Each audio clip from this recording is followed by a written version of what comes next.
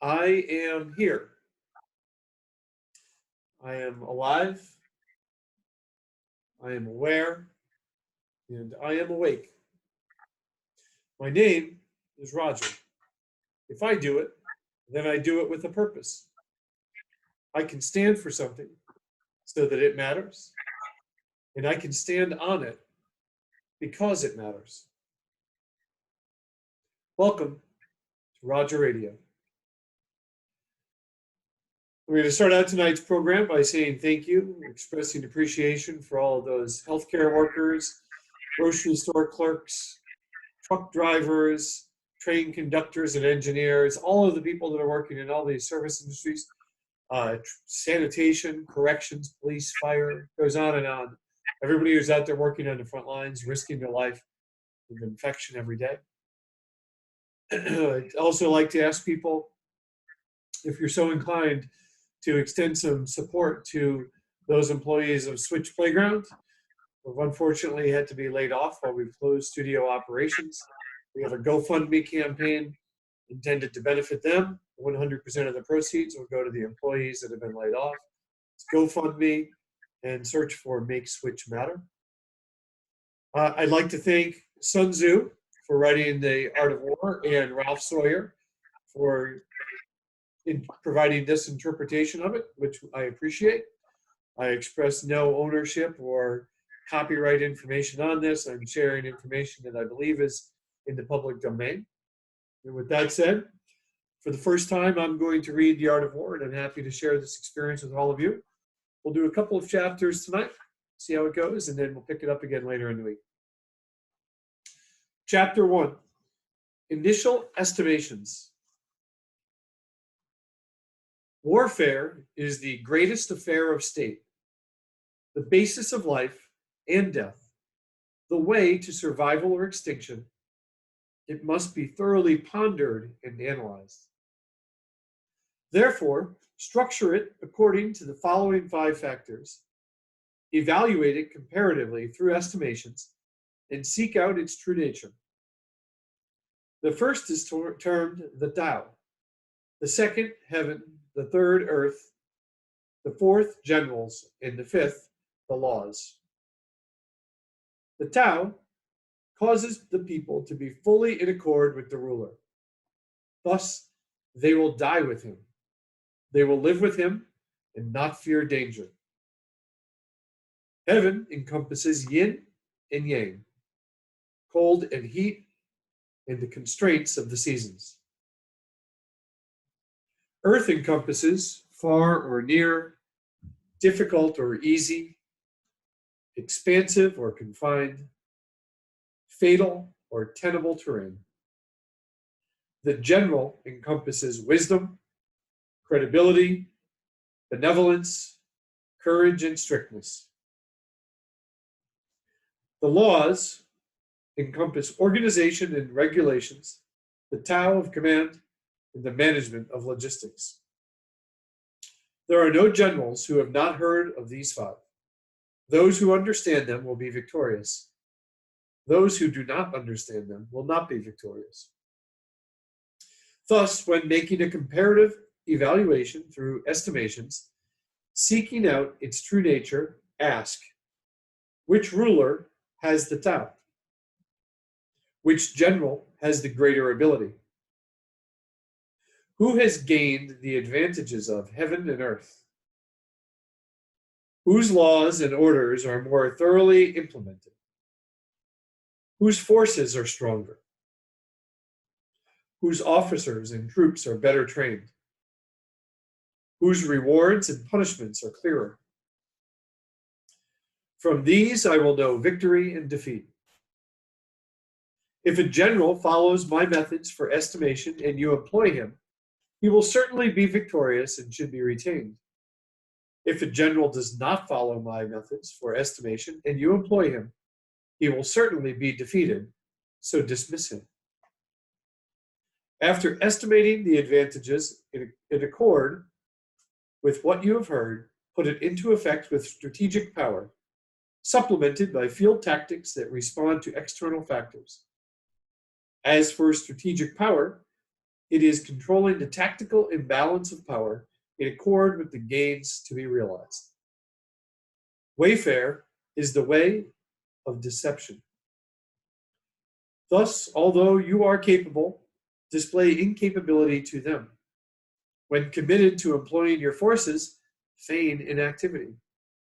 When your objective is nearby, make it appear as if distant. When far away, create the illusion of being nearby. Display profits to entice them. Create disorder in their forces and take them.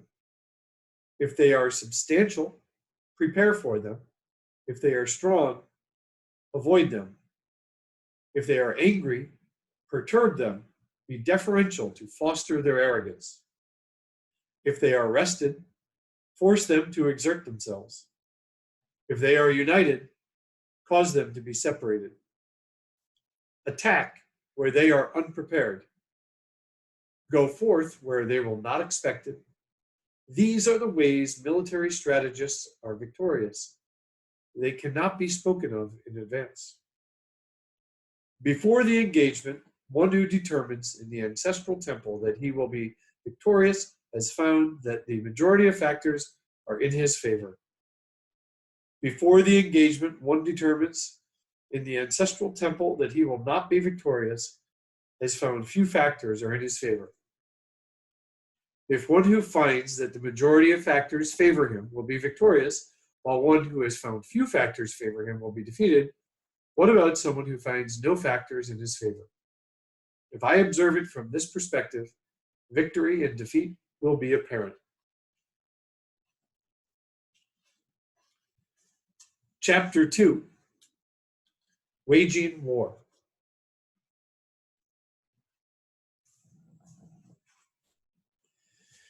In general, the strategy for employing the military is this. If there are 1,000 four-horse attack chariots, 1,000 leather-armored support chariots, 1,000 mailed troops, and provisions are transported 1,000, then the 1,000 li, then the domestic and external campaign expenses, the expenditures for advisors and guests, materials such as glue and lacquer, and providing chariots and armor will be 1,000 pieces of gold per day. Only then can an army of 100,000 be mobilized. When employing them in battle, a victory that is long in coming will blunt their weapons and dampen their ardor. If you attack critics, their strength will be exhausted. If you expose the army to a prolonged campaign, the state's resources will be inadequate. When the weapons have grown dull, spirits depressed, when our strength has been expended and resources consumed, then the feudal lords will take advantage of our exhaustion to arise. Even though you have wise generals, they will not be able to achieve a good result.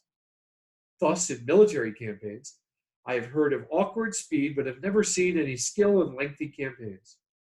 No country has ever profited from protracted warfare. I'm going to read that sentence again because of the way it applies to current circumstances. No country has ever profited from protracted warfare. Those who do not thoroughly comprehend the dangers inherent in employing the army are incapable of truly knowing the potential advantage of military actions. One who excels in employing the military does not conscript the people twice or transport provisions a third time. If you obtain your equipment from within the state and rely on seizing provisions from the enemy, then the army's foodstuffs will be sufficient. The state is impoverished by the army when it transports provisions to far off. When provisions are transported far off, the 100 surnames are impoverished. Those in proximity to the army will sell their goods too expensively. When goods are expensive, the 100 surnames' wealth will be exhausted. When their wealth is exhausted, they will be extremely hard-pressed to supply their villages, military impositions. When their strength has been expended and their wealth depleted, Then the houses in the central plains will be empty. The expenses of the 100 surnames will be some 7/10 of whatever they have. The ruler's irrecoverable expenditures, such as ruined chariots, exhausted horses, armor, helmets, arrows, crossbows, halberd-tipped and spear-tipped, protective shields, strong oxen, and large wagons, will consume 6/10 of his resources. Thus, the wise general will concentrate on securing provisions from the enemy. 1 bushel of the enemy's foodstuffs is worth 20 of ours. 1 pickle of fodder is worth 20 of ours. Thus, what motivates men to slay the enemy is anger. What stimulates them to seize profits from the enemy is material goods. Thus, in chariot encounters, when 10 or more chariots are captured, reward the first to get one. Change their flags in penance to ours. Intermix and employ them with our own chariots. Treat the captured soldiers well in order to nurture them for our use. This is referred to as conquering the enemy and growing stronger. Thus, the army values being victorious. It does not value prolonged warfare. Therefore, a general who understands warfare is master of fate for the people, ruler of the state's security or endangerment. Chapter 3, this will be the last chapter we read today. Planning offensives. Excuse me. In general, the method for employing the military is this. Preserving the enemy's state capital is best. Destroying their state capital, second best. Preserving their army is best. Destroying their army is second best. Preserving their battalions is best. Destroying their battalions is second best. Preserving their companies is best. Destroying their companies, second best. Preserving their squads is best. Destroying their squads, second best. For this reason, attaining 100 victories in 100 battles is not the pinnacle of excellence. Subjugating the enemy's army without fighting is the true pinnacle of excellence. I'm going to reread that sentence as well. Subjugating the enemy's army without fighting is the true pinnacle of excellence. Thus, the highest realization of warfare is to attack the enemy's plans. Next is to attack their alliances. Next, to attack their army. And the lowest is to attack their fortified cities. This tactic of attacking fortified cities is adopted only when unavoidable. Preparing large, movable protective shields, armored assault wagons, and other equipment and devices will require 3 months. Building earthworks will require another 3 months to complete. Excuse me. Building earthworks will require another 3 months to complete. If the general cannot overwhelm his impatience, but instead launches an assault wherein his men swarm over the walls like ants, he will kill 1/3 of his officers and troops, and the city will still not be taken. This is the disaster that results from attacking fortified cities. Thus, one who excels at employing the military subjugates other people's armies without engaging in battle, captures other people's fortified cities without attacking them, and destroys other people's states without prolonged fighting. He must fight under heaven with the paramount aim of preservation. Thus his weapons will not become dull, and the gains can be preserved. This is the strategy for planning offensives. In general, the strategy for employing the military is this. If your strength is 10 times theirs, surround them. If 5, then attack them. If double, then divide your forces. If you are in equal strength to the enemy, you can engage him. If fewer, you can circumvent him. If outmatched, you can avoid him. Thus, a small enemy that acts inflexibly will become the captives of a large enemy. The general is the supporting pillar of state.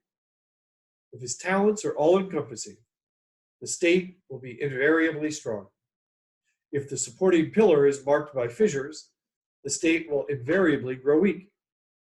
Thus, there are three ways by which an army is put into difficulty by the ruler. He does not know that the three armies should not advance, but instructs them to advance, or does not know that the armies should not withdraw in order to retreat. This is termed entangling the army. He does not understand the three armies' military affairs, but directs them in the same way as his civil administration. Thus, the officers will become confused. He does not understand the three armies' tactical balance of power, but undertakes responsibility for command. Then the officers will be doubtful. When the three armies are already confused and doubtful, the danger of the feudal lords taking advantage of the situation arises. This is referred to as a disordered army drawing on to another for a victory. Thus, there are 5 factors from which victory can be known. One who knows when he can fight and when he cannot fight will be victorious. One who recognizes how to employ large and small numbers will be victorious. One whose upper and lower ranks have the same desires will be victorious. One who fully prepared awaits the unprepared will be victorious. One whose general is capable and not interfered with by the ruler will be victorious. These 5 are the way to know victory. Thus it is said that one who knows the enemy and knows himself will not be endangered in 100 engagements. One who does not know the enemy but knows himself will sometimes be victorious, sometimes meet with defeat. One who knows neither the enemy nor himself will invariably be defeated in every engagement. And that is our first 3 chapters of Sun Tzu's The Art of War. Thank you for listening. We'll resume reading this sometime later in the week. Thank you, everyone.